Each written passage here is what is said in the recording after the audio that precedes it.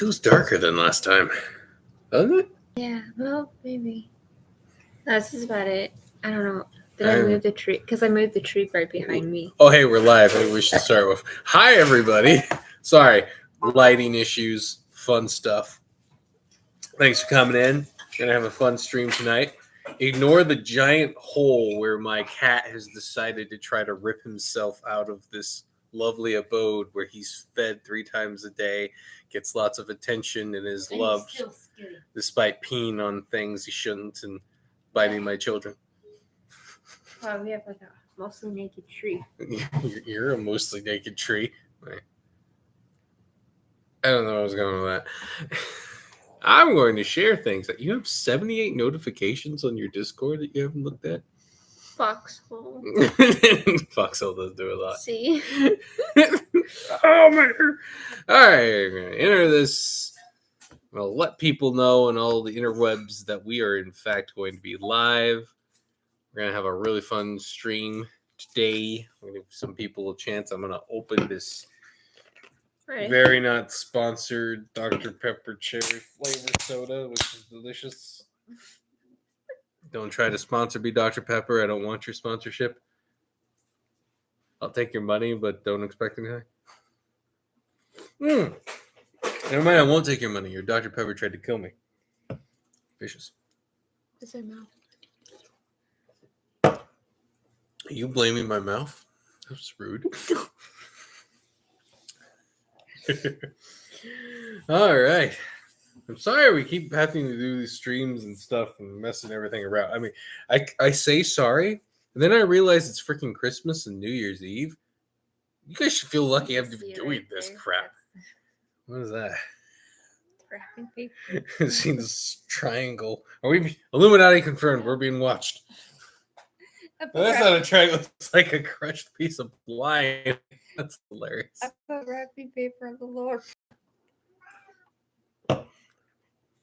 Yeah, the blind's pretty rough when you stretch it all out.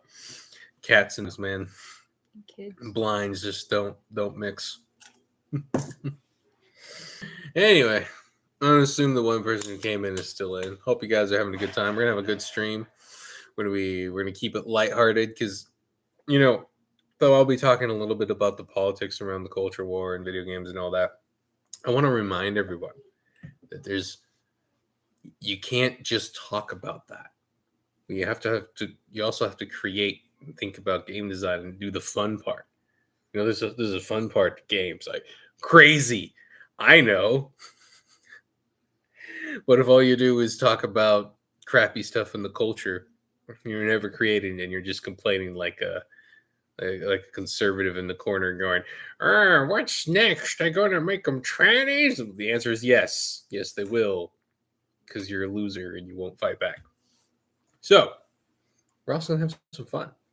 But then I'll talk a little bit about the politics. Because, I want to give people the tools to fight back. And we'll get into that. Basically, everything is political. You can claim like, oh, why do we have to put politics in anything? I want to leave that for the second part, but just think about that statement that people often make, like, keep your politics out. Well, where does politics begin? Where does it end? Many tickles. Wife wants many tickles. Yeah. No. Not the feet. And then she reveals her weakness to everyone. Poor choice. No. Where you draw that line is a political statement. If that makes any sense. Now, but we'll get into that later. If I start it now, that's all we'll talk about. That's the other dangerous thing about not talking about actual like game mechanics, game design, or just dreaming about fun stuff in video games, or dreaming about the dream game, if you know what I mean. Eyebrow. Is you'll lose the fun of it. And people latch on to the political talk a lot, especially the world's going to end kind of political talk, which is funny because I think the cultural dynamics, there's going to be a lot of damage and destruction and flipping of all the things. And the video game AAA industry is going to go through a wave of apocalyptic hell. Like, I don't know if any of these companies are going to survive this. And any of them that do are going to get bought out by like Chinese companies and stuff. It's going to be bad. At the same time, couldn't happen to nicer people. Remember, none of these, from DICE to EA to everyone already hated EA, but you get the point. From Blizzard to Naughty Dog to all of these gaming companies that you grew up on, you played their Crash Bandicoots and all their other stuff, right? They're not. All the people who made that stuff don't work at those companies anymore. You stealing my water? Vicious. Don't work at those companies anymore. They are only those companies in name and brand, and nothing else about them makes them those companies you remember. It's hard to say, but the AAA gaming industry is already dead, and it's being, worn as a skin suit.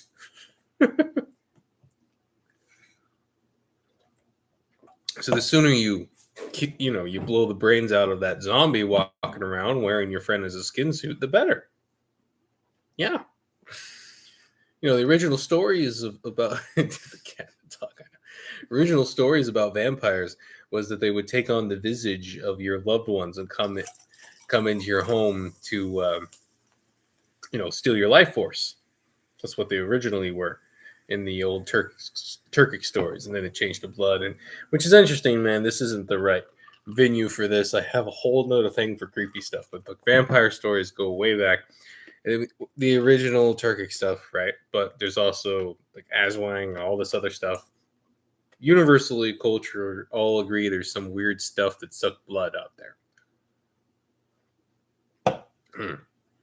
And some really old stories that It's all not the just rest. the chupacabra. The point is, we want to take the vampire that is taking on the visage of the AAA gaming industry of our childhood and blow its brains out. Stab it with a stake. Cut off its head and burn it alive. I don't care. It needs to die because it's already dead. That's the key. They're already dead. It's not the video game industry dying. It's already dead. It's being worn by people who aren't gamers, who don't enjoy games, who don't want to make games, and are only there to try to complain about games. Yeah, and try to change what games are. And really, a lot of them wanted to just make movies instead. You can see that in the games. See, I got into the cultural stuff, and I wanted to do the second half, not the first half. Can't help it. You can't help it. It's true. I might as well finish my thinking, then we'll get into the fun stuff. Gosh, dang. Yeah, that or everyone clicked on and went, I thought we were talking about gliders, and clicked off. That was pretty cool, shall we? Oh, fine. Anyway, yeah. Stab that vampire in the chest and burn it alive so the new AAA industry or new video game industry can rise. Okay, we'll get back into that. So, Foxhole. One of the reasons why I talk the way I do, right, is because there are lots of good game companies, smaller companies, good gamer people out there, lots of solo developers out there. Wife, you look very uncomfortable. Your son, I don't know what he did with this You chair. just try to... I'm sitting on a spring and wood. You could switch chairs. I could sit in that one. No. My son is vicious. He jumps on that chair all day long. What? Mm. Look at that. The springs. See where my butt was. The springs are now tostada grande. I like her butt. So. Well, there's no butt proof right there. And so there is still things to be excited about in video games. I remember as a kid getting all excited for the next big game. Jack 2, Jack 3, blah, blah, blah. What? It's so bright over there. But, there's still things like that to get excited about. It's just not in the AAA space or whatever you want to call it. And this is part of those things. Foxhole is one of those games that seems to be doesn't seem to be abandoned and seems to be increased every time. That's pretty darn cool. So, if you don't know about Foxhole, which you should, I'm tempted to actually share it, this stream with the Foxhole people, maybe another time. It's basically a large, constant fight, a continual war simulation online, where you have to build all the players have to build everything. They have to kill each other with it, and eventually, whoever owns the most territory or the most victory cities wins at the end of this huge, very huge, glorious, huge map. And there's hundreds of players in any battle given time, and thousands of players across the whole map, constantly fighting. It's a great time. But the Airborne update's coming. We've already shown you the trailers and stuff. I won't show it. I won't show it again. That's it's too much. And if you don't know, right? Recently, like a couple of years, was it last year? Whatever, they added the big ships. They added like big naval ships that have like 20 players on it, and everyone has a different role, and it's really hard to drive the thing around.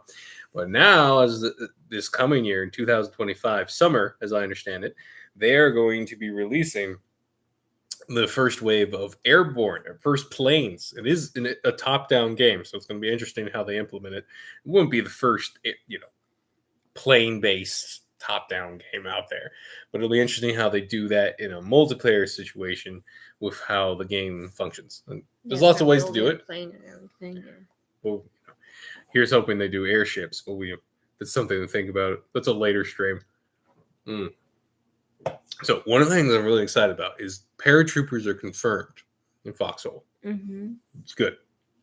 So since Foxhole is kind of based on World War I, World War II era kind of weaponry in a fictional world, fictional war, we have a wonderful opportunity to pick all the wildest weapons that were designed and vehicles that were made in this time frame. And since we have paratroopers and we have planes, I propose that they add gliders to the game, because so you can recreate that photo. Yeah, if you see the cover photo of this thing, these gliders are cool. Like that whole Jeep inside the glider thing. They had one that was so big that you could fit a small tank in it. It's pretty cool. It was funny, like looking at the photos, similar to that one that they had Santa Claus coming in out. A Jeep coming out. Yep. And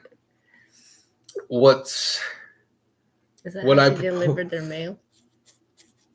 I'll put you in the mail. You're my mail. So, into this, we already have a tow system in game, right? You can already tow the field weapons behind the trucks. So they could extrapolate that same code, that same system, and put it to their cargo planes. You could thus hook up one of the gliders to it, and you take off, and the glider flies behind it.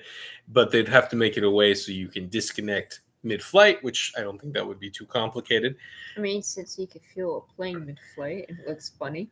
The hard part would be implementing the physics with the glider, because this all depends on what their flight system is all about. Is it like one of those flight systems where when the engine and the code is off, the plane just falls like a rock? Like it would just go, or are they going to add some gliding, like in a flight simulator? They'll add some physics to it where if you fly properly, even if your engine turns off, you can glide. So that would be the complicated part. Is I'm assuming they're not going to go that intense where you can. Well, we have an escape. No. Time for bed, young man. Jason, lie down. Invasions, right? So that might be the hardest part. But, right, those mechanics are still in there. They even have the overweight mechanic with the vehicle. So if you overweigh the bomber or the glider, poopy butt. Literally.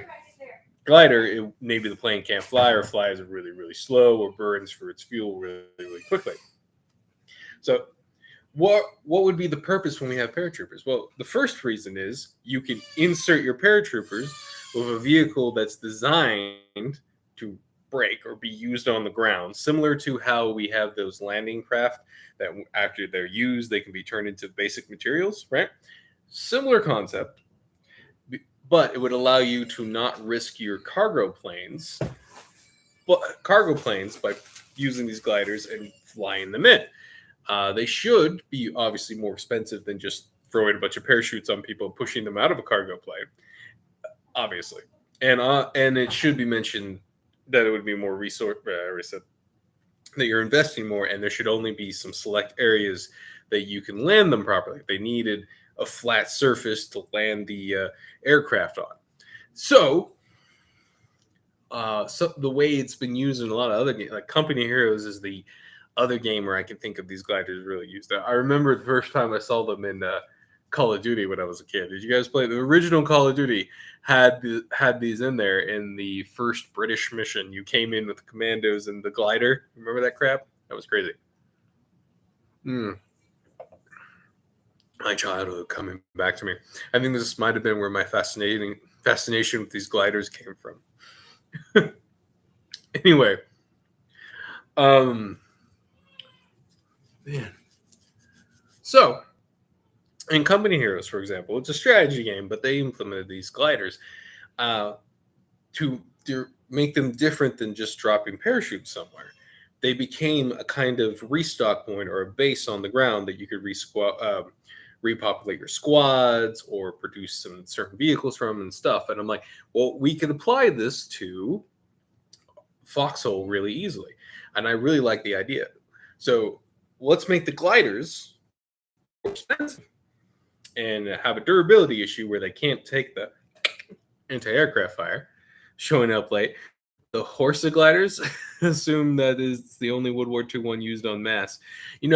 I don't know exactly all of the gliders by name. I know that the Germans had some too. I got to do more research, but again, we're going with gameplay here. I don't know if you know what Foxhole is, Conqueror. It's basically a top-down shooter, which is a constant, massive multiplayer online with wars that'll go for months. It's like if you made a Battlefield round and like expanded it for miles and miles and made it top-down, and then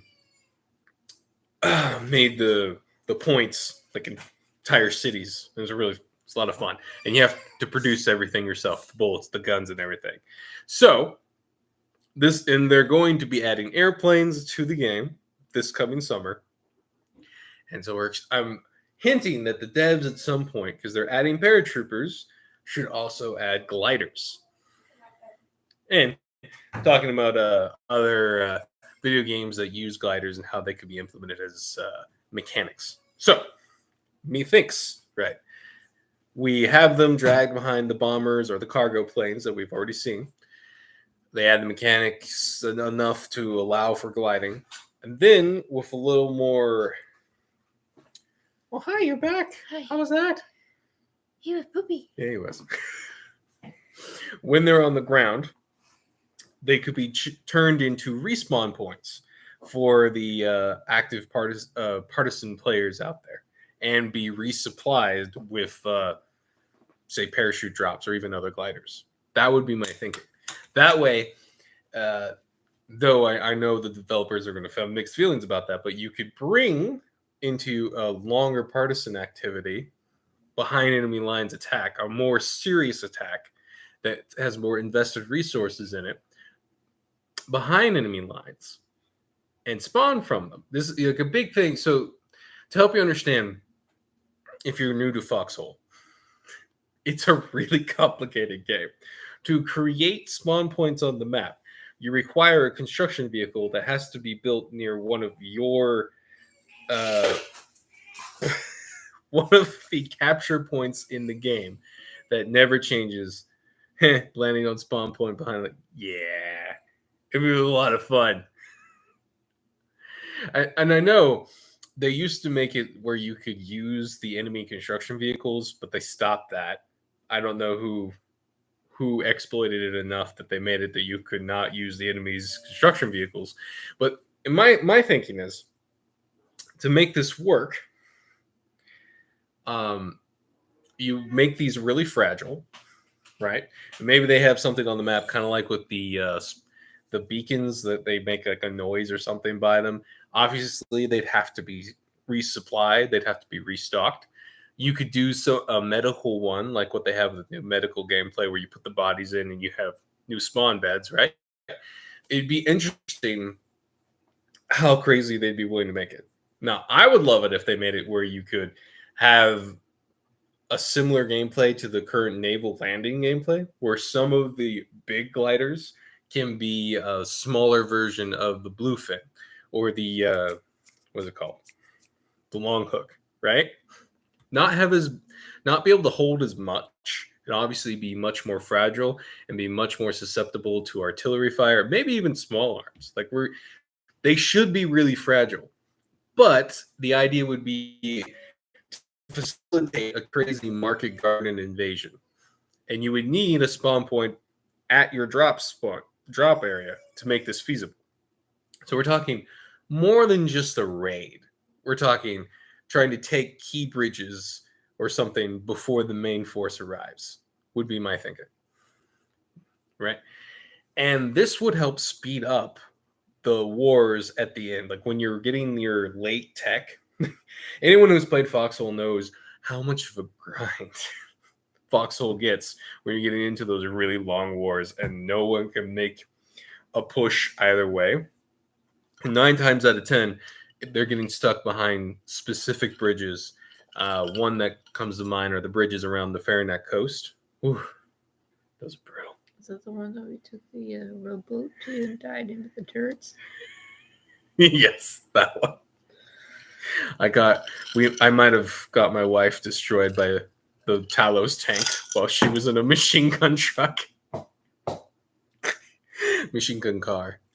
Yeah, I was reading the lifted land of Panzer III, right? Crazy stuff. And I know the British had one that they could take a little baby tank in as well. That would be some cool stuff. So I could see we land and you bring a certain amount of types of gliders. One could be a spawn point or the medical spawn point where you could put the injured troops in and have extra spawns. One could be one of those things where you can... What's wrong with you? Flying infirmary. It's a flying infirmary, wife says. She's Why is that so hard to say? I don't know, but it was just kind of funny to say. You want to fly an infirmary. I know you. Different type of stewardess. Oh my god, a dog. Oh, My cords, puppy. Oh, hi. Yes. Do you want to join this discussion about gliders? I said infirmary, and Rosie. she got excited. From a who? Infirmary. From a you? Infirmary. From a me. Right. So then if we're really invested, you could bring, I forget if it's the long hook or the the bluefin that allows you to put the big boxes, interact with the big boxes, right? Whichever one that is, right? So if you're doing a longer term operation, you could land a really big glider, or maybe like you combine, hey, this could be kind of fun.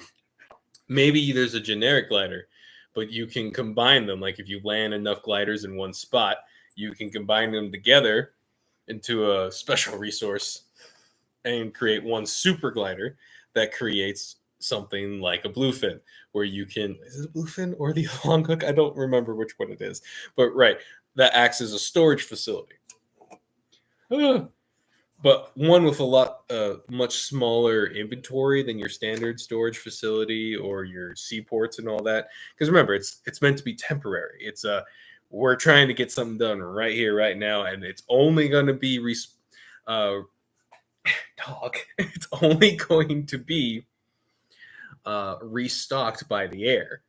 And I met a restocked infirmary in the air. Hey, do you guys think they'll eventually have parachuting vehicles in it? And could we parachute in a construction vehicle? I know I want that to happen. Are you gonna go down in a crane? Yeah, perfect. That too, actually, yes. Right, but I can see that.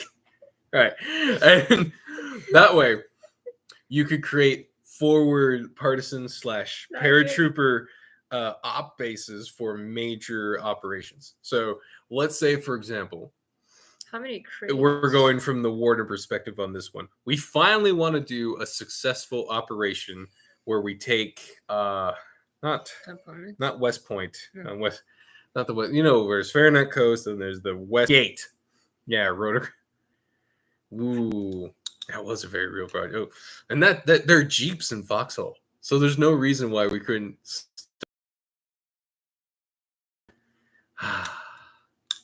Yeah, see, if you should. I don't know if you're in this game. It's full of components can you put in?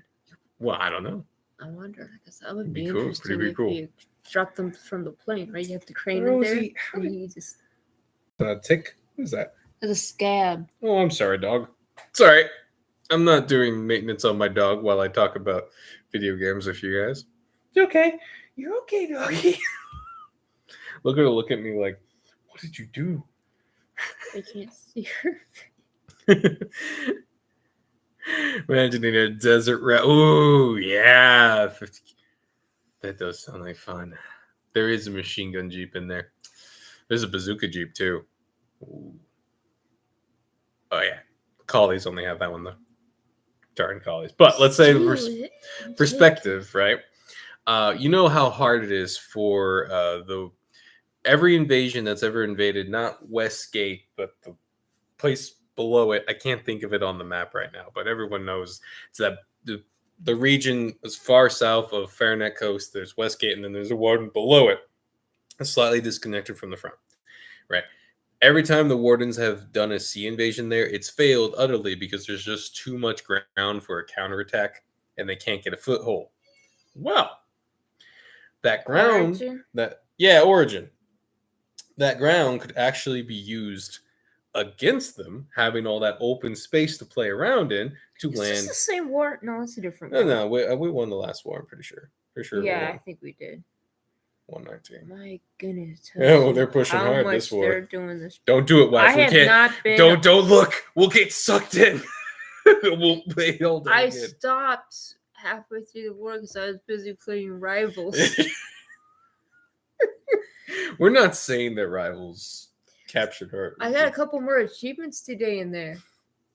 You know all those pots that you break while you're waiting for the round to start? You broke enough pots? I've broken up pots so you get an achievement for it. Dude, this is like a legend. Tell me it was a Legend of Zelda reference. You animal, you broke all their pots. Found all their rubies. Yes. Imagine an invasion of Origin, but before the naval invasion, there's a massive air invasion where they create a forward base with these gliders in the interior and work to set up defenses to stop the inevitable massive counterattack we all know is going to happen from the collies on the other side, cutting off resources while the big ships start bombarding the coast and dealing with the excessively large amount of defenses we all know are there, right? Taking out bridges and getting things ready. Maybe even going one territory further to try to cut off all the bridges before the mountain wave of tanks comes flowing to push the Blue Army into the sea. As always happens. Because there's just not enough ground to defend. The reason why Origin never works while, old Captain, the Fingers and the Reavers tends to work is because there's choke points and stuff that don't allow the collies to do a full slam in your face invasion, right? Because what usually happens in these games is there's this big push, and then those people all log off because they have real lives. And then the other side comes in, logs in, and pushes them out of all their games. That one guy who died by himself. Oh no, the one man who died in the Fingers far away from the front line. Sounds horrible. Look at this one, 5 per hour. Can you tell the collies to calm down? Are they killing themselves? This one has 8. Wow, they really pushed up this war. Oh, here I am getting distracted. But yeah. That to me just sounds like something that needs to happen. Just the visual coolness of these gliders landing and then 20 players coming out of it. Come on. And then you build it into something or pull a tank out of it or take its resources apart. Maybe you can pull a construction vehicle out of it. That'd be a lot of fun. I like it. Yeah. Trying to think if there's any other reason to bring gliders other than bringing lots of heavy equipment and stuff. There's a lot we don't know.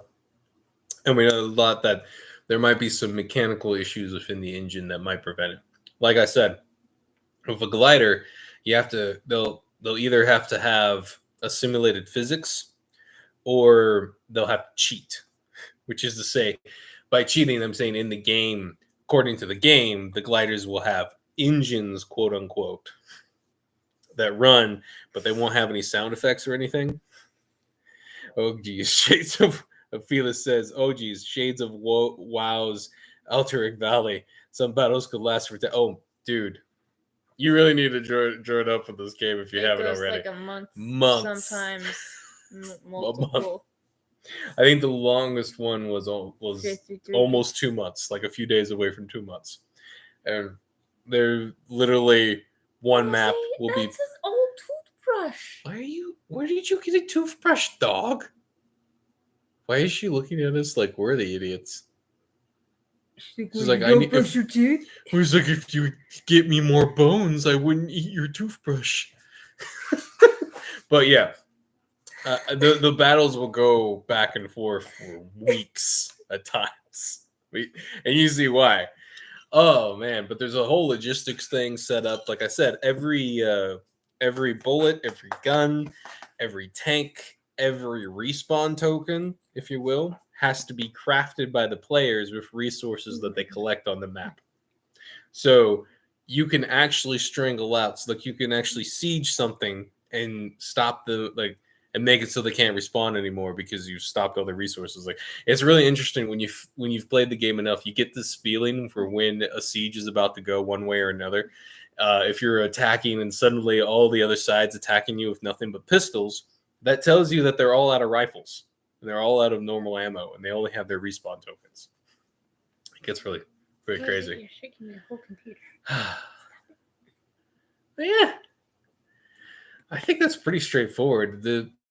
They might be worried about some balance issues. Like I said, they used to let partisans, which is what they've collectively called guys who jump past the front lines to harass people collecting resources and moving stuff, right? Yeah, because they made the style of the game. They made it. You could trap them underneath a ambulance. You could trap them underneath gun vehicles, armored gun. Speak up, wife. Armored vehicles. You could trap a partisan without running him over underneath it. Well, if you could technically do that with anyone, not just a partisan.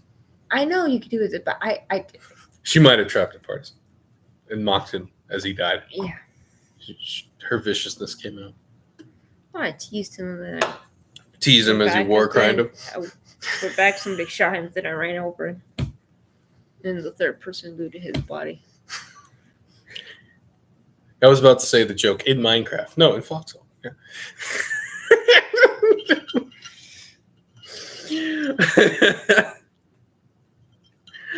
Oh man.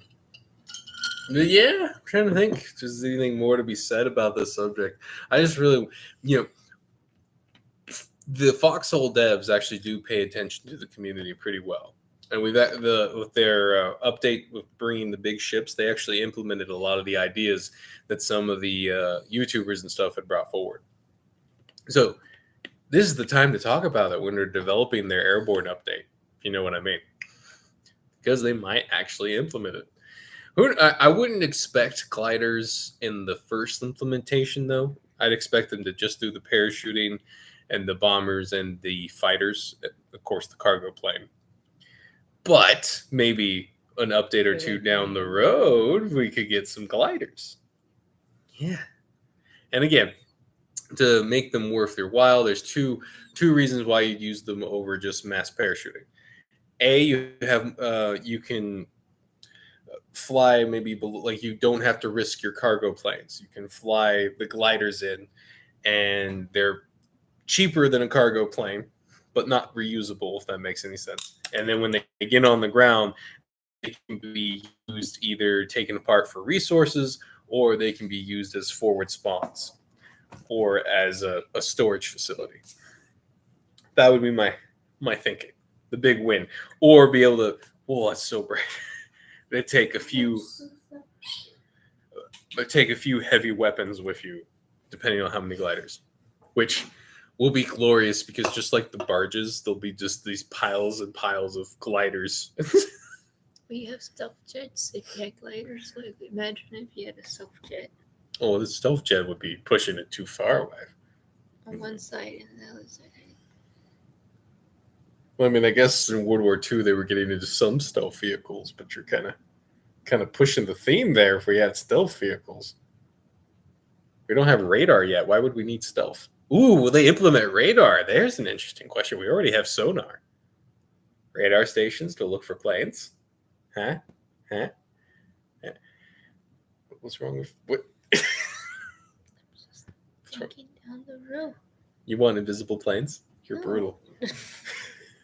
Not necessarily invisible. Hey, I'm but actually with you. If you Let's make think this as about crazy it, as possible. like- Let's have a special event with alien invasion. well, and it could that's get all where you- campy That's and- where you get the drones in. I mean, to be fair, they had a zombie event in Halloween way back when, complete with weird diesel punk mechs. Diesels? Diesel punk. They did that. I don't see why we can't have a campy like One side has 1950s mechs, style the other alien invasion, if you know what I mean. Yeah, you're talking One side has mechs, the other side has drones. like shooting down flying saucers. I'm on board. That's where Felix says that's where gliders provide their own level of stealth, mostly wood and canvas construction. Those small arms will still reflect radio waves. That's true. Like I said, they should be fragile, much more fragile than any of the other bases you can make in the game, and thus have to be protected. But would be great for that initial invasion. Take some key bridges. Bridges are so important in this game. You have no idea. Bridge battles, they'll last all war. Never ending bridge battles. Not gonna go with you under a bridge in a rowboat again. It was fun. That was not a rowboat. We were in an armored amphibious vehicle. And it wasn't the bridge that killed us. It was the coastal gun that I forgot about. There's so many. We could have taken out that We're so artillery. close on the other side too. It's We like could have we done got it. so close, and then all of a sudden, Boom, we died. like Silly. every time I went with you somewhere, we end up dying. Well, that's generally the plan. You don't want to have to drive all the way back, surely. I know. Drive for 10 minutes one way. You don't want to go 20 minutes while you're driving in a video game. That's half your playtime right there.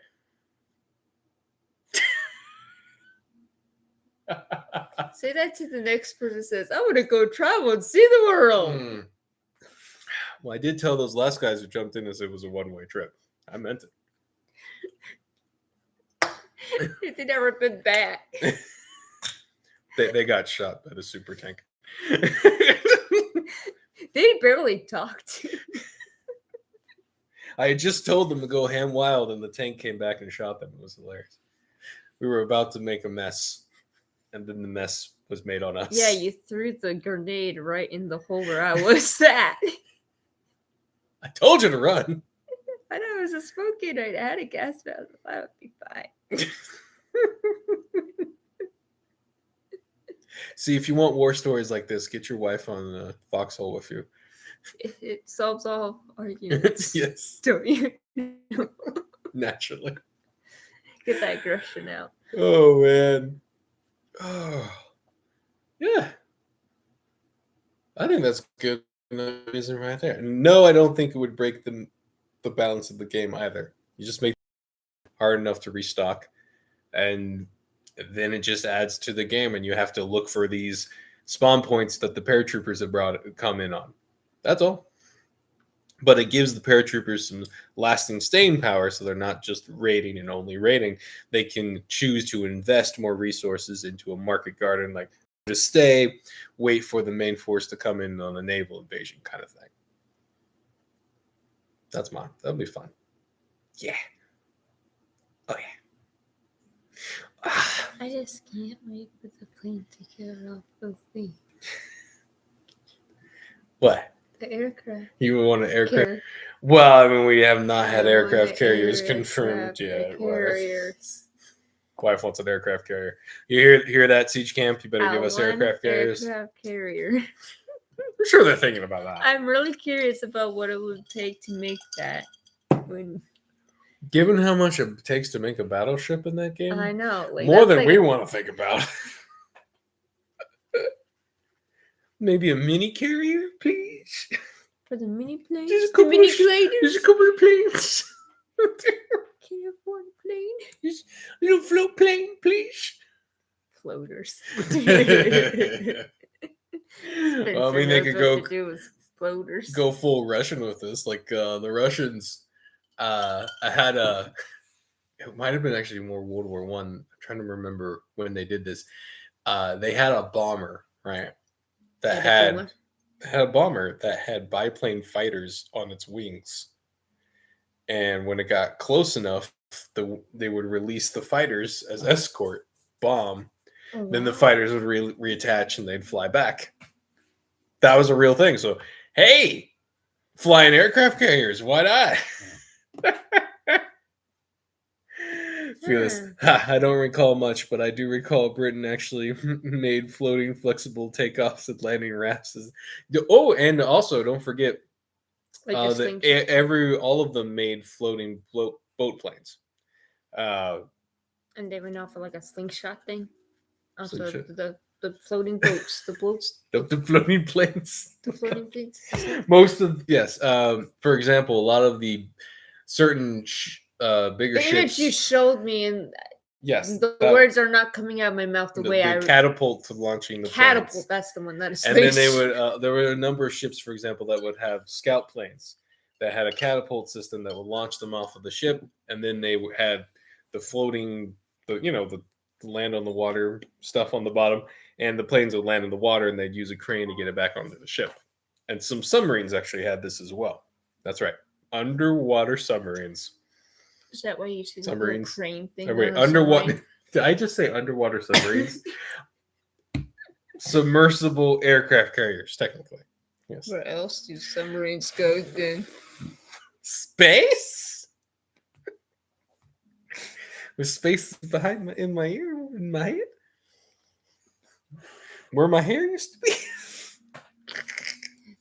That's where the sheep grazed. Oh no! You're well grazed. Oh no! The Catalina was actually a Catalina gunship. Catalina was used in combat a lot. It wasn't like. They didn't use it for straight as much as finding submarines, if that makes sense. And then they did a lot of recovery of pilots who went down. But some of them had guns. Ooh. Gunship. Gunship sounds like fun, too. What are you doing? Now you say it, right? Like one of these updates, we should get a gunship plane. It says big guns on a plane. That would be really... Mm-hmm. Does it land on water? Mm-hmm. I mean, surprisingly, 3 different categories and just smushing it. That would be fun. Why not? I mean, the Nazis might as well put a Jeep in it too. The Nazis actually made the biggest floating boat plane. The biggest floater. Spencer knows what to do with floater, right? I forget how big it was, but it was absolutely massive, and they made it right because they were thinking we're not going to have aircraft carriers, and we want to be able to expand our reach, make a big ass plane that can land on the water. So hear that, Foxhole? If you don't do that, then do that. Yeah. How about you do all these things? But yes, gunship. It's actually kind of a reasonable want, right? They have an artillery gun. Slap it on a plane. Yeah. I'm on board. Yeah. I could even see the UIs. It's just top down, right? You're in the gun and it's like pointing down at the ground and you go, boom. The big 75 now millimeter. Just think about the Punisher and his terror.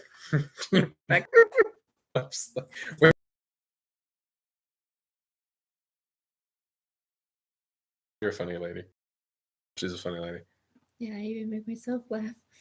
I'm just kidding. Oh, man.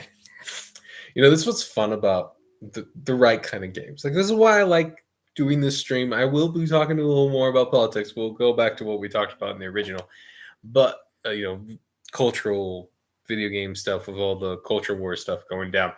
But there are fun games to talk about. There really are. They're just not the quote unquote AAA games, and it's not full indie games either all the time.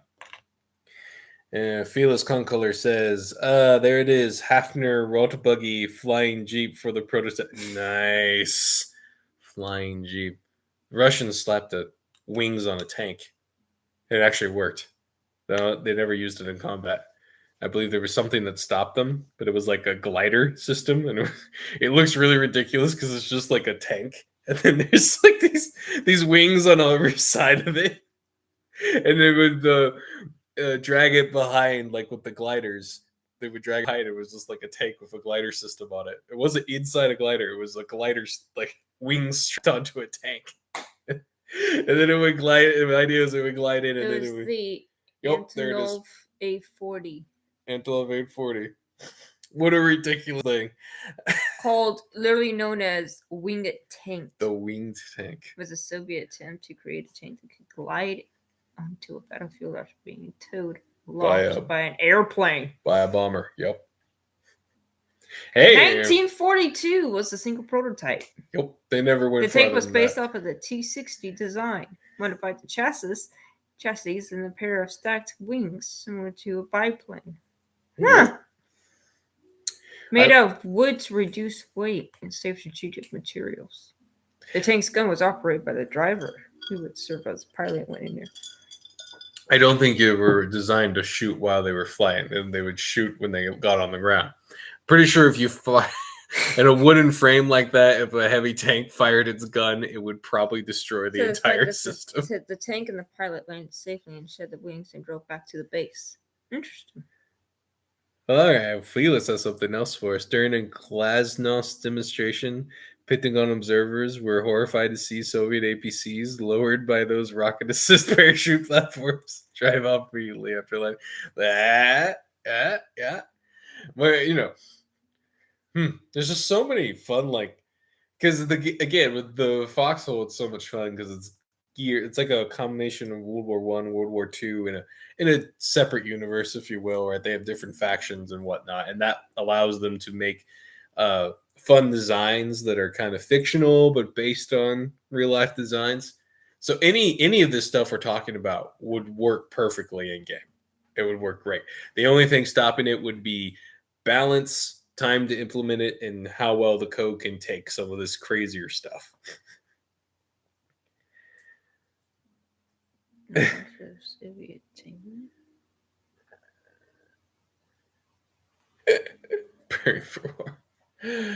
Oh man.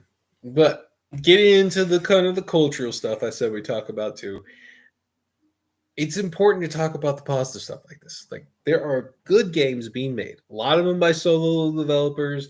Guys like Siege Camp are doing cool stuff with their Foxhole and Anvil Empires. You gotta look and find them. They're not going to be pushed by IGN. They're not going to be pushed by any media outlet. Most YouTubers, like a lot of gaming YouTubers, I hope they realize, but a lot of people don't realize a whole host of YouTube games, especially the ones that made it really big, are basically kind of bought and paid for. There's your first shoot at a tank. That's fun. Anyway, sorry, I distracted you. It's okay. And it's a sad thing, but it also makes sense. If you're a big old company and you realize this guy has got the pull of millions of eyeballs, of course you're going to try and bribe him with stuff and give him special access and whatnot. And they've done that with a number of different YouTubers. What are you going to do? Right? And the big eye opener for this one, for me, was Battlefield 2042. You remember how shit that game was and still is, right?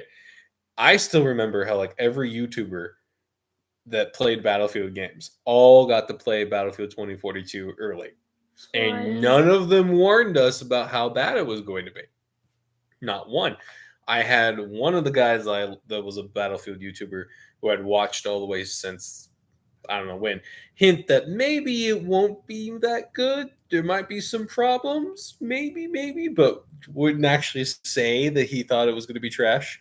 And then right after it launches and everybody hated it, what happened? All the YouTubers went, "Oh, it's trash!" Like, oh, I'm sorry, you all played it early. Why didn't you say sooner? And the answer is, you can say NDA all you want. A little bit of that, a little bit of they were to get access to all that dice stuff, they had to play nice. And so you had a bunch of people waste their money on a game they hated because all the YouTubers told them it was going to be great. Flying amphibious tank Amphibious tank. by the Russians. Ooh, amphibious tanks. We already have amphibious cars. Flying swimming Russian tank.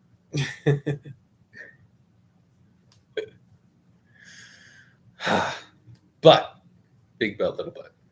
All the butts. It's a nice, horribly awkward segue into the Air swimmers. My wife's on a tangent. We've lost her jets. But The funny tanks of D-Day. Imperial Warriors. they're distracting. The duplex swimming Sherman was an amphibious tank. Yep. It had little propellers, if I remember correctly. I remember the amphibious Sherman design. A lot of the Sherman That tanks. looks funky. What the heck? Oh, man. Anyway. Wow. Wait. Stop distracting me with Look at that one. Look. design. Yes, that was for taking out mines. I'm trying to get into the second half of my title here. Oh, really? I didn't know. I thought he was a farmer. Well, clearly he's just farting into the wind with the little spinny things. Yes. Stop distracting. You're so distracting. Ah. The bobbin Ooh, it's a carpet printing press. Sorry. Funny tank designs will never end. Anyway. Oh, okay. The arc. So, but how did we get to the point now that only indie, small-time guys and guys outside of the mainstream can make a decent video game? What happened to that? Yes, how did it get to that point? And how do you change the culture and jumpstart the video game renaissance and shoot the zombie walking around with the skin of all the old gaming companies in the face, right? Well, the answer actually kind of comes from within the very enemies that are fighting us. So I hear all the time, like the middle of the road YouTuber type, video gamer type who kind of tapped into this whole vein of people being mad about video games, right? And I'm sure some of them are very serious into it, but a lot of them don't understand the fuss, I imagine. And they'll say things like, you could just sell video games if you stop putting all this DEI. Make a fun video game. Shocker. Blah, blah, blah. Keep your politics out of the video game. And how can you make a video game? Well, we're going to get into the other side clearly, and sometimes even says, the liberal side, the weirdos, the nut jobs, that everything is political. And the answer is an unfortunate one that our side of the culture war needs to learn, and that's everything is political. I know, not the most popular statement. But you got to understand, when you're dealing with the psychopaths, where you draw the line on what's political is a political statement. So, walk with me here, right? If you're saying it's not a political statement to have souped up, strong white male shooting demons, right? You have already stated a few things. If you haven't noticed, that's Doom. What? Doom is apolitical, blah, blah, blah, right? But you have a few things there. First, you have white man, not bad. That's important. That's already a political statement. You got to wrap your mind around more than what's behind that political statement as well. And that's the attack on just white dudes in general, but also if we go bigger, an attack on European culture and Christianity and all the rest. Not saying that all Christians are white. Calm down. The point is, Christendom started amongst white folks. You could argue started amongst the Middle Eastern Persians and all that, and then moved to white folks, and then white folks in Europe created Christendom. Right? That's why it's targeting of the white boys specifically. Right? You just had me laughing at white folks. White folks, white boys. White folks in Europe. I'm like, what do you? Like, that's why they're doing things like trying to say, oh, right, British people were always black or something silly that's obviously false. Everyone knows it, right? The point is to destroy the history, break it down, blah, blah, blah. So that's how a game, even as simple as Doom, is political. The concept of heroism and that demons are evil, even that. Now you may say, oh, no, stop it. All right, Satanists are a real thing. Have you noticed the Satanic Temple and how a lot of the things they revere look like those demons that you rip apart in Doom? Yeah, I know. What you need to understand is where you draw the line on what's political is a statement in and of itself of what is normal within your society. This is powerful. What the average person will accept depends on these norms, i.e., if you would try to create some of the tranny crap in, say, the 1940s, the reaction would have been a little more violent. And there was a lot more guys with training and guns back then. And I say that statement with complete knowledge on that. Like they actually did. There was an entire town in Tennessee that got overrun by World War I veterans who basically saw that the elections were being rigged in their town and took over the town. Told me this story, yeah. Yeah, they took over the town. They got the guns from the local armory for the National Guard, and they went in and basically overran the town, arrested the sheriff, citizens arrest style, and forced a fair election. Veterans arrest. Yeah. Now, wouldn't it have been wonderful and amazing if all those guys around the entire country after coming back from World War I had went, you know what? All those guys who sent us in there to die in those trenches, who didn't have a good reason for sending us there, what if we just got rid of all of them? Would have been nice. But the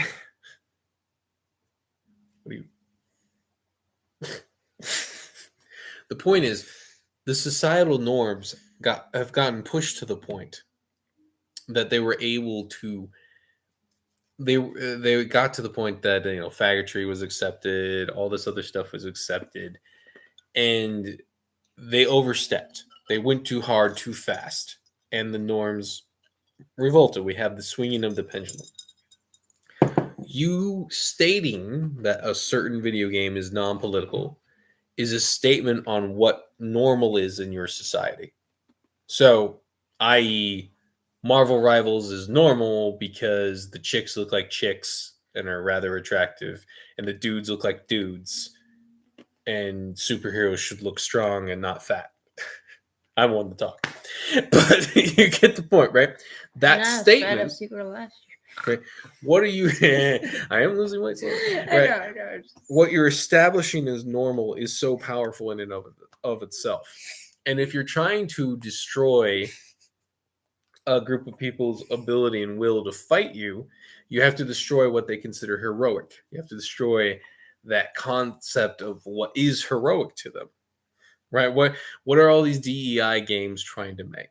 Trying to make you like? Trying to make you like faggoty, gay, metrosexual men. Weird. Every character that you can't tell who the original gender was. Right, is somehow heroic for just existing, and the lesbian space chick is obviously the hero of the hour. for just existing and having a vagina and like scissoring instead of insertion. Right? Now, why is that all a powerful norm attack on a group of people you want to not fight back, essentially? Well, the first one is if all their men are weak and pussied and don't feel like they can do anything or gay and want somebody to save them, you're not going to have to worry about a bunch of veterans getting up one day and going, why are we putting up with this? Right? You don't have to worry about that, right? Now, oddly enough, that part of our culture has been in there long. Like this is way like going all the way back to Washington when they established, military people should never get involved and get rid of horrible, disgusting people that are running our politics and corrupting our judges and stuff. Literally murdering babies with the whole abortion thing. In my opinion, you legalize murdering babies. And I don't see why I shouldn't be able to make it legal to murder you. You've made it legal to kill babies. Why is it such a bad thing then to get rid of you? The answer is it's not, because you've gotten rid of what's important. That don't go do this. I'm not inciting violence because not enough. Because too much of our men got pussified and they're not willing to throw politicians out of windows anymore. You've heard of defenestration? Defenestration? Yeah. English had an entire word for just throwing politicians out of windows. It was that common. They had to make a word for throwing people out of windows, usually political leaders. That's what started the Haitian no. Ooh, Hussar? Was it Hussar? It sounds like Hussar. No, it was like the hungry. Remember the one-eyed general guy I'm talking about? How they, he didn't lose it. He didn't lose a single battle. No, shoot. It was one. It was one of the Crusade talks. Like the Germans did a crusade against them. He thinks it's a Hussar. No, Hussar was German. German. Well, Germanic. Dang it, Hussite. I think it was Hussite. Gosh, dang it. What's the difference? They all sound the same. They are different, darn it. Different time periods, different cultures, woman. Oh no, I just offended you. Yeah. These guys had... You didn't study history for nothing. Just for my brain to break. These guys freaking made fortresses. They brought wagons in, they put cannons on their wagons, and they created little box forts on the battlefield and shot the crap out of knights. And just to rub insult into injury, they had entire units of guys who had flails. The stick with a chain and then another stick with a ball on the end, right? They use this to get around shields and smack the crap out of knights. So you have a shield wall, right? And the flail goes above the shield and crushes the guy's skull. So you had these peasants with flails killing knights who've been training their entire lives to do shield walls, right? Roman style. And then the flail guy comes in and just smacks the crap out of them over their shield. So not only do you get in the back of the head, your face is slammed into the shield with this thing in the back of your head. I'd assume you were probably dead at that point. Or your head was caved in if it was used wrong. It might take more than one hit. It depends on how good the flail was, right? That's what I'm thinking. It's how many times are you banging your own head on the shield? It's funny how that works, right? So, and you can see, right? You can imagine, right? You have your shield, you put it up, and then the stick part hits this, and then over the edge. The chain part goes over the shield and smacks you in the face. The first person who got hit by that and died had to have been really annoying. Wow. Yeah. Funny. Yeah. And there was this really famous general who never lost a single battle, and he had one eye. Some crazy stuff. And then when Did you ride a horse that had the opposite eye missing? He should have. That would be great imagery. Getting how I trained my dragon vibes out of that one. That was a beautiful image at the end, right?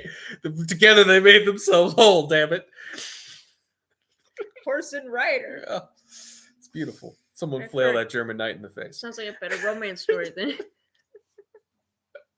Right. I'm getting sidetracked. So that's why these crazed psychopaths have been manipulated, twisted, and pushed both by spiritual forces, demonic forces, and weirdos and various organizations Try to connected. repeat yourself. It's MK Ultras and that kind of stuff to basically be pushed by culture to push norms farther and farther. That's why they come after video games so hard. Is there's an understanding in like a hive mind sense that if there's any place that disagrees with the narrative, the message, I'm sure you've heard, that it'll break the overall attack on norms. The norms. This is why it's so important. Everything has to be in that same paradigm. And if you want to destroy it, you might say, well, hey, why do they want to make women ugly? Well, there's some psychological reasons why ugly women want to be considered attractive, let me tell you.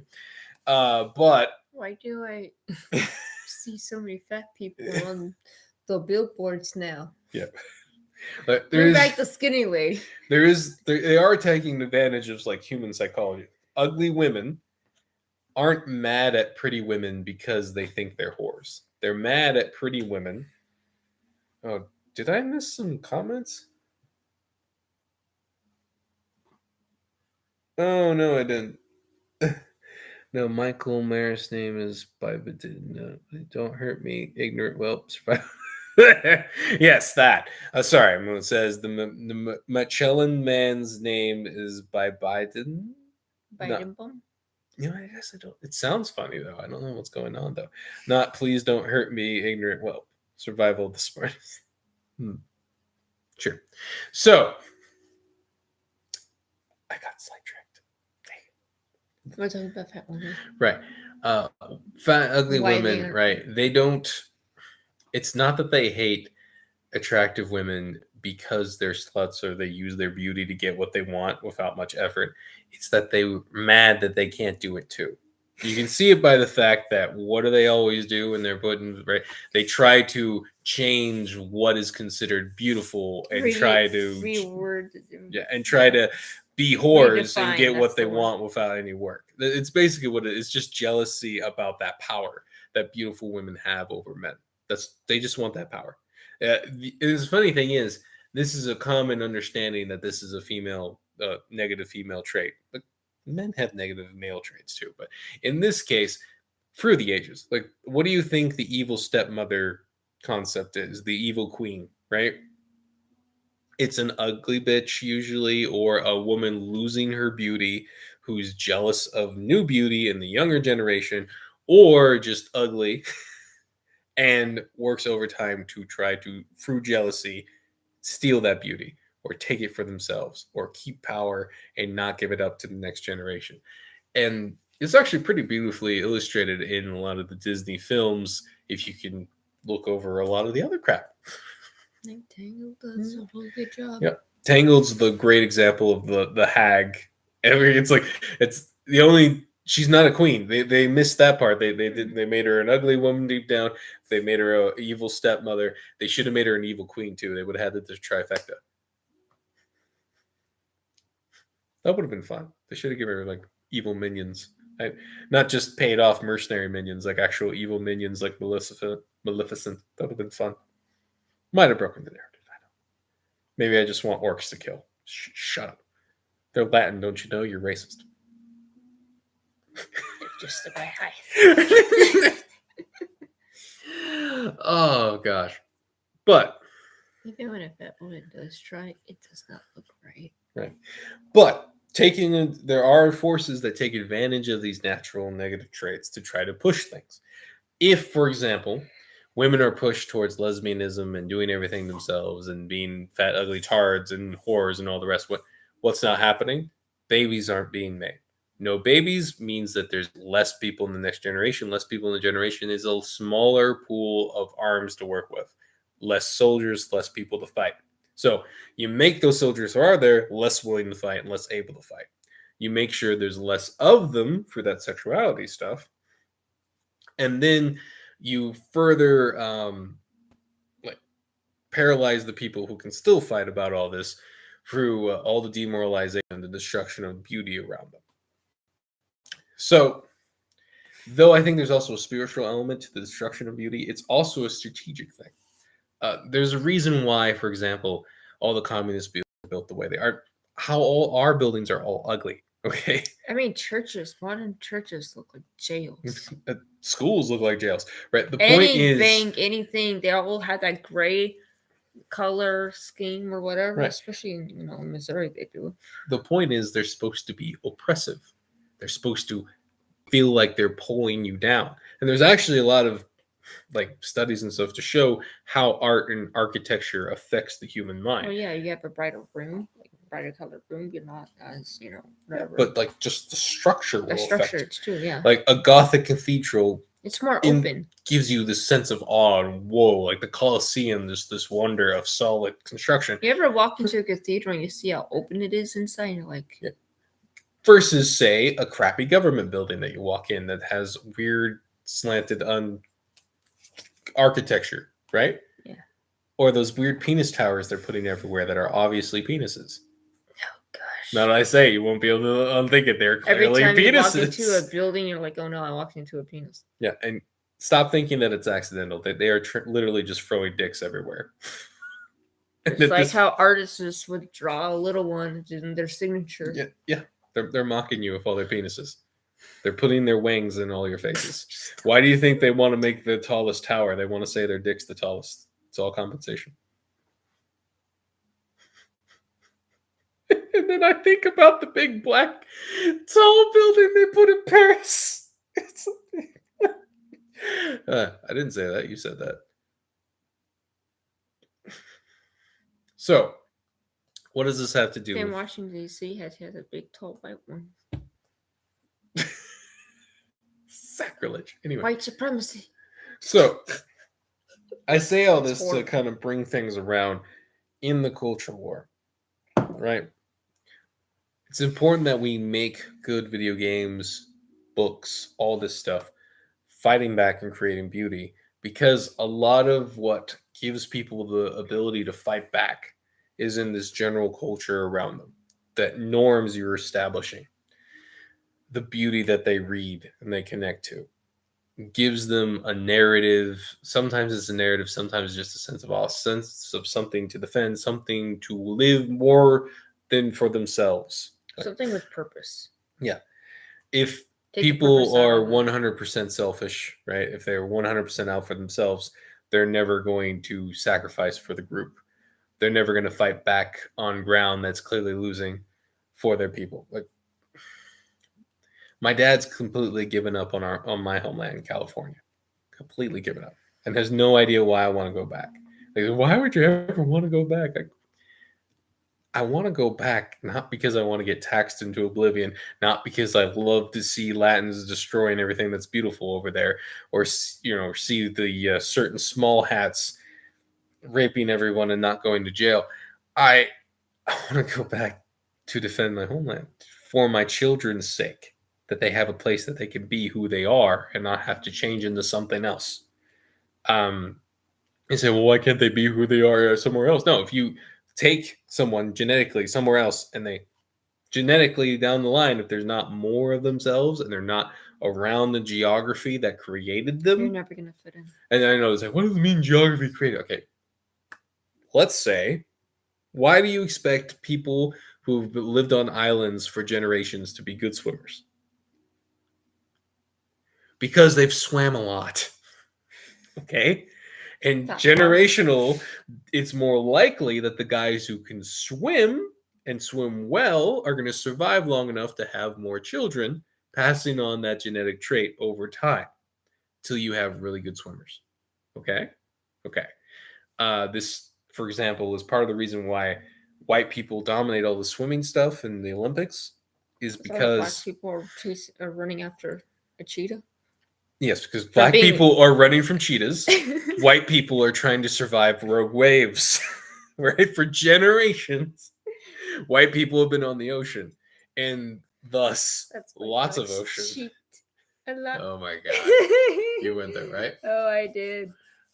And so, and it's been very central to the culture, blah, blah, blah, moving on. And thus, for generations of men dying in shipwrecks and the ones surviving being the ones who can swim better, we have produced better swimmers than the other races as a whole. But black people as a whole create better runners because of sub-Saharan Africa running from lions and stuff. Slow ones got eaten, fast ones survived. Not a hard concept to get around. And you get the Mongolians doing great on horseback. Because they're dealing with the steppes, right? And so over time, geography does play into that. It's really interesting to see a group that's had these genetic traits like cemented in their genetics get moved into a different spot. If that makes any sense.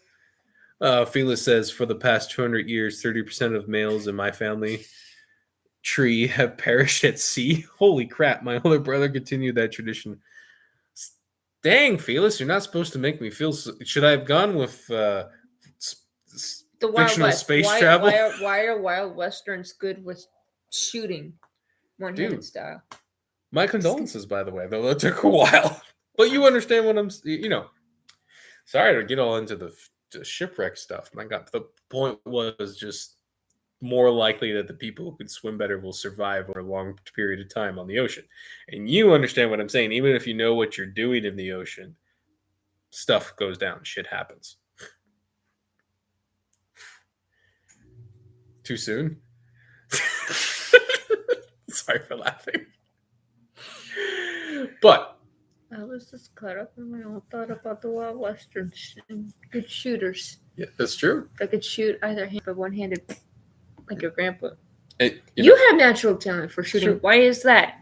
well, and white boy, part of the reason why the various white Surfing big.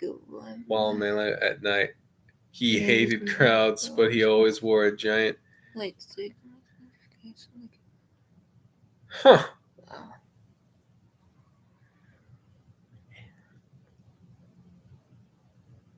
Great. Now you're making me think of things that would be disrespectful to say, like not like did you suck to the portal? Other things that could have happened.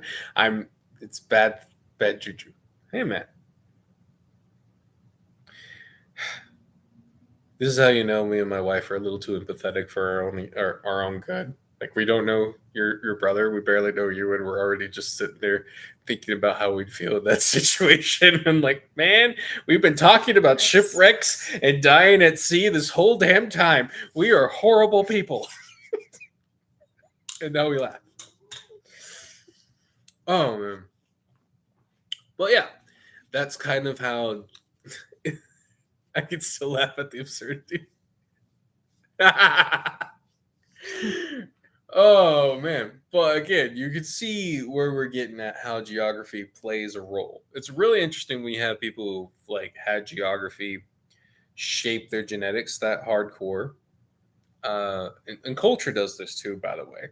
Like if you're like if your culture is really about diving for pearls, for example, there's some like Indonesian type islands out Watch there. out for mermaids. That's again another the Grizzly files. I know. Man, Every where now they have really big lungs and they're for diving because they've been diving for generations. And culturally, right? musicians have big lungs too. Because culture works a lot like, shall we call it, moral and natural. You can almost think of culture as what's the term everybody hates when you manipulate genetics? Mutate. No, shut up. Like the Nazis were obsessed with it, and that's why people are so about it these days. Genetic test. Don't genetic test me. You know that wasn't right. Why would you do that to me?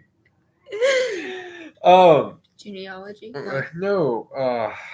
Eugenics. That's the one. Eugenics. Right. Culture is like a moral eugenics because it pushes people towards that. Like they make the decisions on their own because the culture pushes them in that general direction. Right. So in a way, it's hard to know. Well, you kind of have like a chicken before the egg before the chicken, right? Did the culture push this, and thus those guys dove a bunch, and the women all like the guys who could dive enough that turned into genetically over time, bigger lungs and more diving, or did they do that just to survive and culturally they went around liking people who could do it? I don't know. And could you create a culture that eventually created genetics that would do that? I don't know. I just observing and observably, culture can shape genetics over generations. I.e., we are gun cultures in the United States, and we're very in that affects natural shooting talent and all the rest. Ironically, it's interesting. The Turk guy who did that free shooting that's all popular on the Olympics, the Turks were a gun culture as well. Funny enough. They stole all their guns, but that's okay. And then hired white boys to make their cannons for them. But they were gun culture too. Cossacks. Cossacks, yes, definitely Cossacks. It was just pointing out. Yourself, cat. So, try to bring this. Tell her I want my cat back. So, bringing this back into norms, and I went on this tangent to explain why they attack the beauty in the world, and they attack the fertility, and they attack standard healthy norms for men and women in relationships, right? If we go from the practical side, less men willing to stop them from doing their evil deeds and doing conquering stuff and whatnot. Like, dude, if you had the Epstein type thing happen in medieval Europe, there would have been a wave of burnings. People burned at the stake. First guy dog to type. Right. And the funny thing is, this has, I know because stuff like that had happened in medieval Europe. There was a specific duke or whatever where their castles, they found bodies and stuff in these castles and traps and all this other crazy stuff. There was the guy who sold his soul or whatever, and whatever. When they found out about it, him and all his family was put to death. They didn't. What was it? He was a French dude. Forget his rank. That was some creepy story though. That's another Grizzly file to talk about the Satanist dude who kidnapped children to sacrifice out of a French village. Yes. Certain I don't remember if you think he was a duke, but don't quote me on that. He was some royalty, whatever.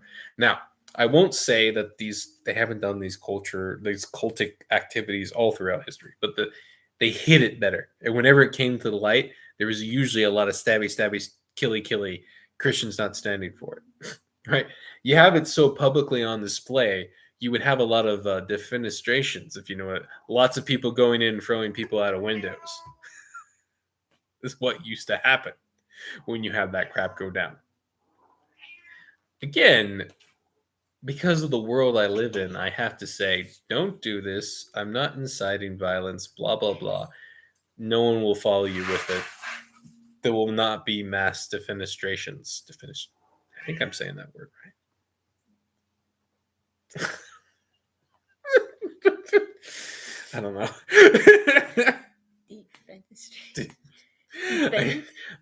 Look it up. It's throwing people out of windows, okay? Politicians. Oh man. But yeah.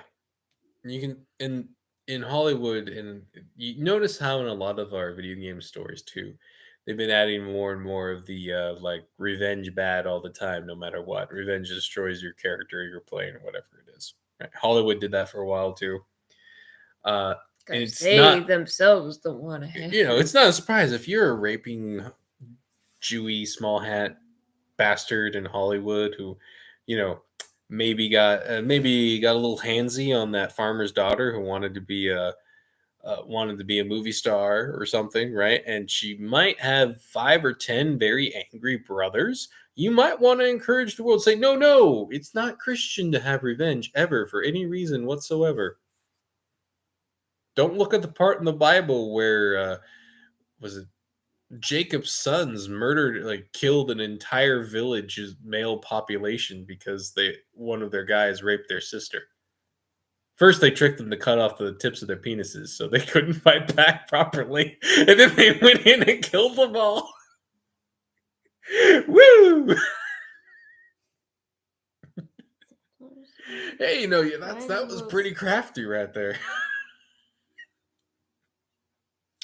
So, you know, and I might point out that God never punished them for that. If anything, he actually protected Jacob and all those guys and never punished them for tricking those dudes into cutting off their fronts of their penises, and then while they were recovering, killing them all. Never said they were wrong to do that. And Jacob only reprimanded them because he was afraid that everyone would come against them and kill them. But they didn't, because God was with them. Save their balls. Oh, that's funny. Yeah. Millstone settlement. Yes, as Felix says, millstone sentiments intensifies. Exactly. The witch burnies, as Skydog always says. Just imagine, like, ooh, you name your kid after video like, game David. about witch burning. Huh? Yeah? Like, imagine. Yeah. Imagine somebody named their kid like David, or Jacob's like, yeah, you're named after the guy that cut off. That's what we named you for. Yeah, you cut off those dicks and what? What did you make me say? Witch burning game. That sounds like fun. This is funny when you say the most ridiculous things. You're welcome. Oh, that's why they're here. They're here for that. They're here for the ridiculous tanks with wings and witch burning the witch on the tank with wings. Yes. You know those like ornamental things that they put on the front of boats and on the back of cars, you know, the like the wings and all that. Oh. And now I'm imagining like a witch being burnt on the front of one of the flying tanks over a parade. And yes, over a gay parade, yeah. It just has style. That just sounds like something that should be in a video game, doesn't it?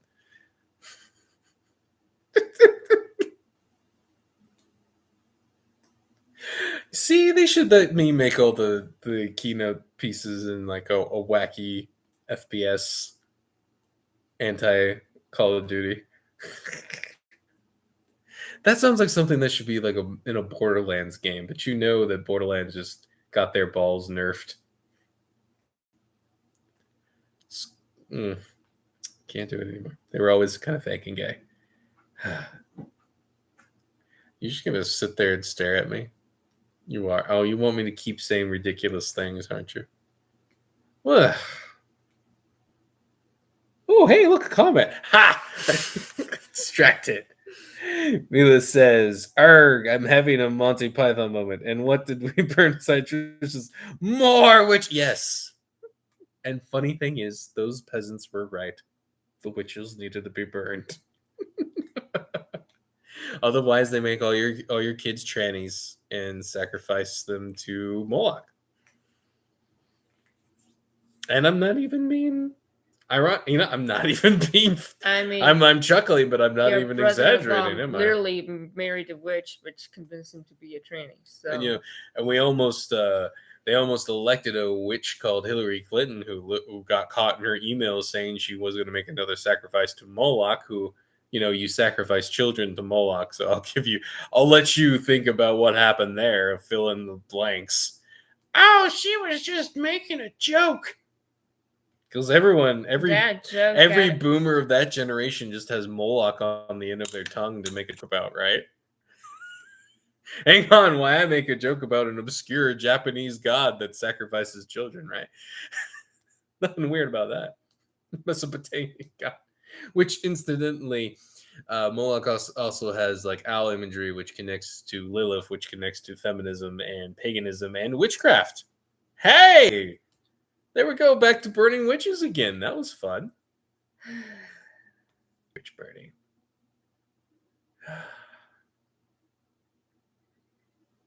Now all I have is that one Disturbed something. Hey, the witches at home.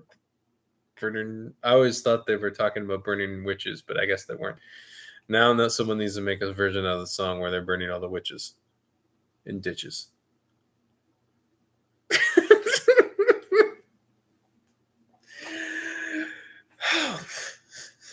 So this is all to say, this is why everything is political, because it goes back to what they're fundamentally fighting over, is your ability to fight them in all their disgusting deeds and what they want to do. It's what you call it You all right there, what? It's late. It's been a bit. Yes, your dog. Yes, thank you. Yes, yes. Hello. Say hello, dog. Likes in the chat for the dog. Words are not coming to me right now. Because it's a popular Ditch Witch brand of heavy machinery. Excellent. The conspiracy intensifies. I'm on board. Yes, Rosie, what do you think about this? Doggy, yes. Stop distracting me. I'm streaming. She's so distracted.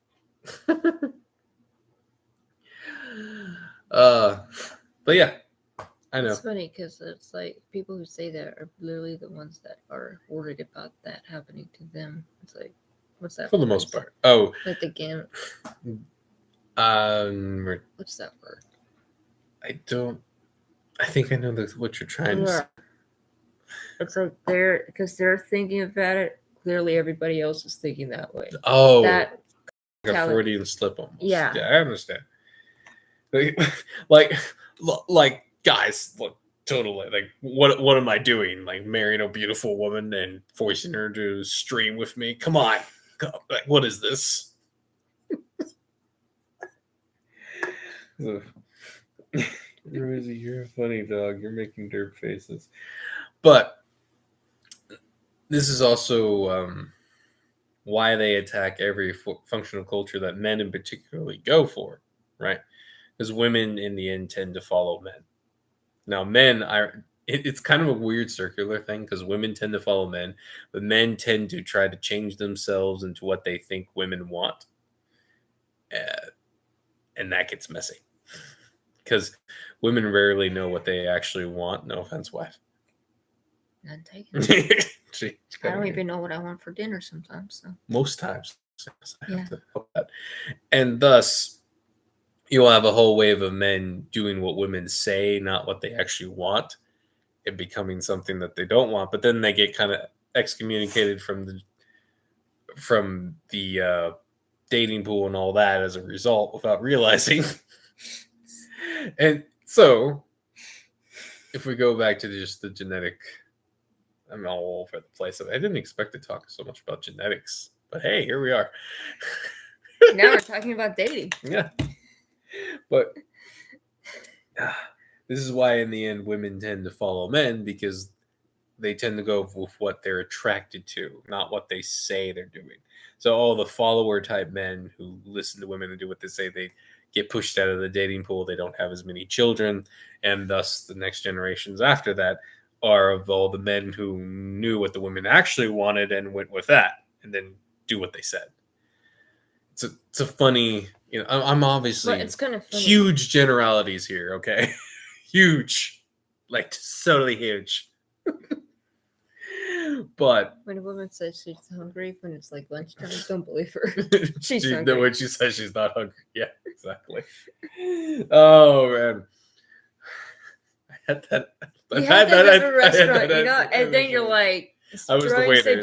You were throwing suggestions. She finally gave it, and like, okay. And her husband's like, thank you. Yeah, because she was totally good. She was literally doing that thing, that game that women play. That was a frustrating situation for everyone involved. But little but all the butts. Like, you really want those types of people to run your county?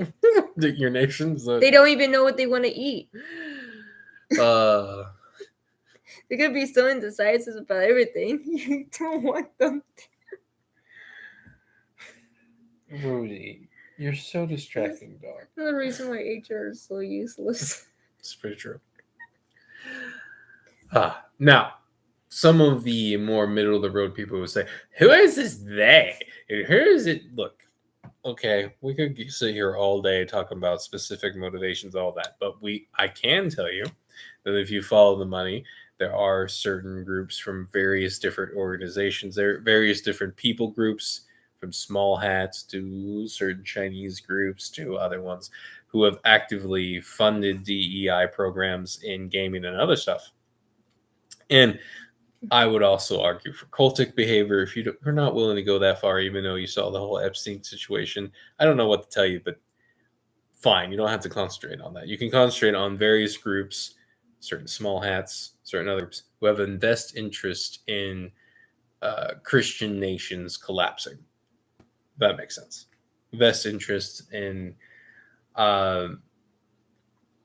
taking over certain industries as well. Like if we go with I'm actually really impressed with the Chinese connections to certain DEI programs, because what did they do? Right, they convinced there was already a lot of that funding going on, right? But they added to the funding and then are actively making normal video game concepts from those, like Marvel Rivals. Delta Force is literally just reskinning and then adding some cool aspects of various Western properties that have been destroyed by diversity stuff, that they actively pushed the diversity stuff and then they made their games in the perfect timing to take the market. I mean, it's pretty brilliant. I can't complain too much, because those games and those companies need to die, because they're never going to give up hold. Like, we're never going to see old Blizzard again. You're never going to see old DICE again. Like, those companies are all dead and gone. All the people that made those companies what they are don't work there anymore. And there's nothing about those companies. They're not the same companies anymore. They're not. So it's better for them to die out and new companies to grow in spiritual successors, if that makes sense. That's the idea. If you like a particular franchise or something that's owned by these companies, you should want this even more, because the sooner they die out and can't make any more crappy games in those IPs, the faster they can go into like public domain or be given to someone who might do something with it. Blah blah blah. Like, why is it took a Chinese company to actually make a Western American superheroes actually super again, actually nice and superhero like in Marvel Rivals? It took a Chinese company to do that, right? The Chinese company is able to do more respect with the Marvel characters than the Western company, and that You should could be actually tell what characters are male and female. It's shocking. Ooh. And Felix says, "Yeah, I'm still enjoying Heroes of Might and Magic 3, and that's a 20th century really." Exactly, right? You should want these companies to die, because the sooner they die, the sooner new things can appear in the open markets that come in afterwards. And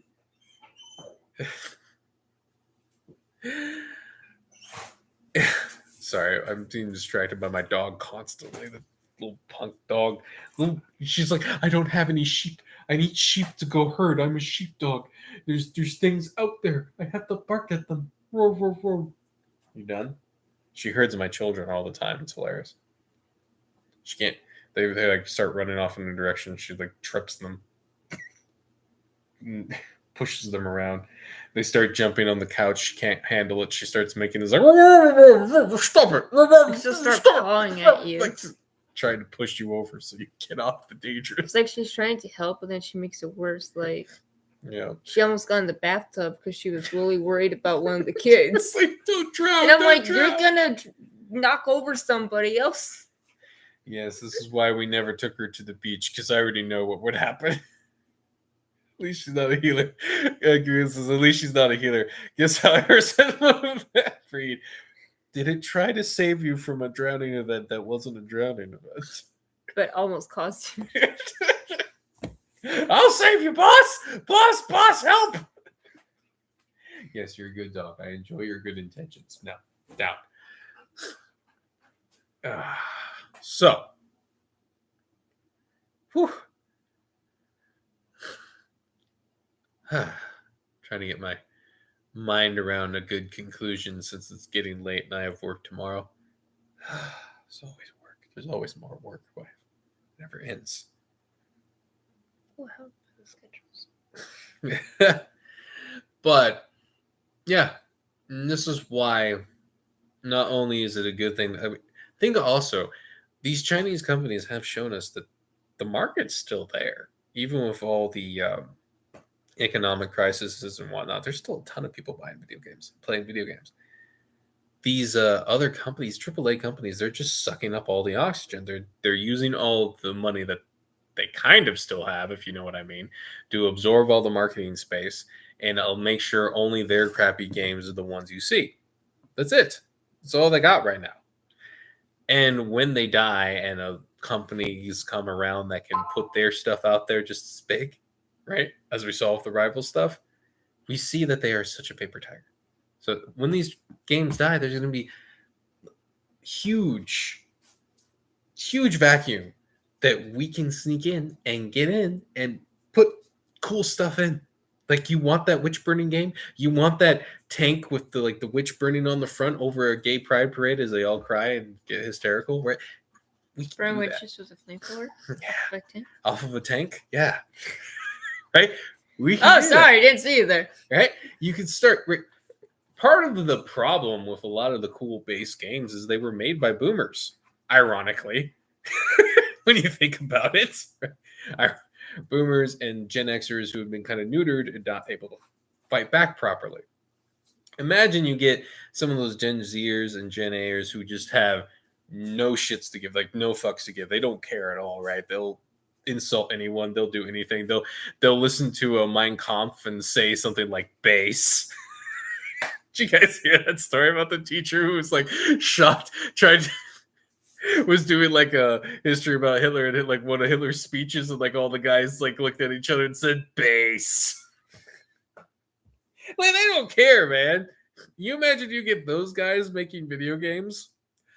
The shit they'll make will be ballers. It'll be wild, and I can't wait. It's gonna be awesome. Oh man. Yeah, she likes. She Yes. looks, she's so excited to be petted and happy. Oh man. What's funny is when you scratch her butt, she'll rub against you and wanting more. She knows all the attention. All right. It's been fun, guys, but I'm wearing down. I hope you enjoyed that hope for Foxhole's future. I like to mix in some positive stuff before I get into all the political stuff. Sometimes we'll just talk about future video game stuff because why the hell not? It's great. I can't wait to get back into making video games Try myself. and get you to say the most ridiculous things. Mm-hmm. So hopefully next year I have some big life changes coming up. I'm going to have a lot more time on my hands. I would like to make a kind of a Jack 2 type game. I'm actually, my wife's like hiding her face because she knows what happens when I start making video games or writing books again. I like disappear. I stop here around. Yeah. So it'll be fun to talk about what I'm making when I start making it. I'm trying so hard to keep my mouth shut. You can. Don't worry. Not much longer. I know. I just. And yeah, I'm a big fan of the Jack games back in the day. And I'm like, if you had a series like that you've liked, there's nothing stopping you from making a game with most of the same gameplay in it, but your own characters, your own style, and time is what stops you because you can learn most of what you need. There's assets you can usually find online that will go on sale with the Humble Bumble for really cheap all the time. Humble Bumble. That's where I got most of my assets. It's great. And so, and you can just make it your own and do all the things you wanted them to do that they never did, and make it so politically incorrect that you can mock them all day long. And we're in such a situation where those fans of those games will jump on that hardcore because they're desperate for any game like it, and all the games are looking the same. Like, you know that image. Oh, I should talk about this in one stream, but there's like the image of the like Naughty Dog's whatever their stupid holiday card that can even say Christmas, right?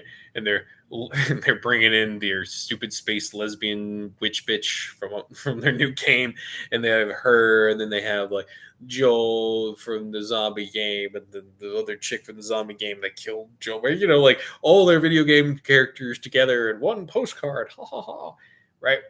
And they all look the same, ugly, all normal human looking, right? All butched hairstyle. Just to give you kind of a concept, like compare that to say Super Smash when it came out back in the day, like before they ended all the other franchises. Just the variety in the Nintendo stuff that they had, right? What is the variety there in the modern Naughty Dog? It's all, they all look the same. They all feel the same. They all act the same. They all have similar animations in their video games, and they're all lazily made. It's like a copy paste routine, right? And then you think about what Naughty Dog used to be. If they made a postcard like that and they made an actual Christmas card, say at their height, they could have included Crash Bandicoot, Jack and Dexter, Ratchet and Clank. We'll say a little farther, Drake, though Drake was on there too, right? They had some realistic looking characters. They had some more stylish characters. They had some more fantasy ridiculous characters, right? And now they just all look like generic humans. Fila says they hated when I picked up a controller for Smash Brothers. They knew they'd eventually hear Falcon Punch. You see, you get it, right? Man. I always play as the snake character. Yeah. She was late Super Smash, man. I was. Oh man, it's good stuff. Falcon and the whole team there. The Falcon, the wolf, and then you got the Falcon, the wolf, and Star Fox. Yeah, Star Fox. That's the one. Yeah. Falco was different. That was Captain Falcon. That was Captain Falcon. I know he's the one, but then there's also Star Fox, right? There's another one. No. What are you going for? The stuff. Yes, there was a fox. There was the Falcon dude. Yeah. He was the actual Falcon. Ironically, Captain Falcon is just a guy in a Falcon suit, and then there is Falco, who is an actual amorphic Falcon. Like a wolf? And then there was the evil Star Fox, who was a wolf dude. Wolfy. Woof. Lazy dog. Anyway. So, you have a franchise that you wished for a sequel for that they never gave you. Now's your time, baby. Grab Unreal Engine 5. It's free. Start getting those asset packs, build them up, learn what you need to learn. Maybe eventually bring an artist on with you or something if you don't have those skills. Use the skills you do have and make it. Because there's a ton of gamers in whatever genre you're talking about that got popular that aren't being catered to by the larger market. Like, is there any AAA platformer game anymore? Come on. I hear Falco and think of their right? There isn't any. There isn't any Crash Bandicoot type game anymore. They've burned that franchise into the ground, right? There isn't any. I mean, occasionally we get a Mario game every now and then, but I don't know. Where do they go after their Galaxy game? Dimensions, right? But even Nintendo seems to be losing steam, in my opinion. I tried playing the new Bomberman game. Yeah. It's not the same as the one on the it was pretty lame. On the PlayStation. Like, for example, I mean, though Breath of the Wild has its good moments and whatnot, it's not really Zelda anymore. And then Tears of the Kingdom, well, that's just the same Zelda game, but they added construction crap. Fearless in pursuit of realism in racing games has killed the wacky racing genre. Yeah, it's not just Mario Kart, guys. Yeah, exactly. Yeah. Like, you could do that easily, and people are kind of tired of the endless Mario Kart. I know I am. I'm not even interested in whatever new Mario Kart they do, right? There is a whole host of games. Oh, Chrono Q is an excellent racing adventure. Right. Dude, anything you can think of that was popular back in the day is not being catered to by AAA companies anymore. And if you're doing it as a solo thing off of Unreal Engine 5 or as a small team, you don't need to be making bajillions of millions to make it work. You just need to be making enough. And there is still some meritocracy on Steam right now and the Epic Game Store. There's still some meritocracy, unlike on YouTube and other places where it's pay to win, basically. You got to pay to play on Amazon these days if you're a writer and all that, right? So take advantage before they ruin it. Like, this is what you know why Steam is being sued and all this other crap right now. You notice when that started is when companies started, all these DEI games Like started getting raked in the Steam stuff and the Steam companies, like all the Steam reviews. It was breaking through all the lies in the media and showing that these games are crap. And they couldn't hide it. And so suddenly you started having all of these non-related to related cases against Steam, against Valve. And what they're trying to do is get them to play ball. It's the long-term goal is to take over Steam and make it not meritocratic anymore. Will they eventually do it? I don't know. Given enough time, they might. So there might be a time clock here to get it done before we need to replace Steam with something else, if you know what I mean. I don't know how long we have. It seems like Valve wants to fight back, but it all depends on global events that we have no control over. So make your stuff now, baby.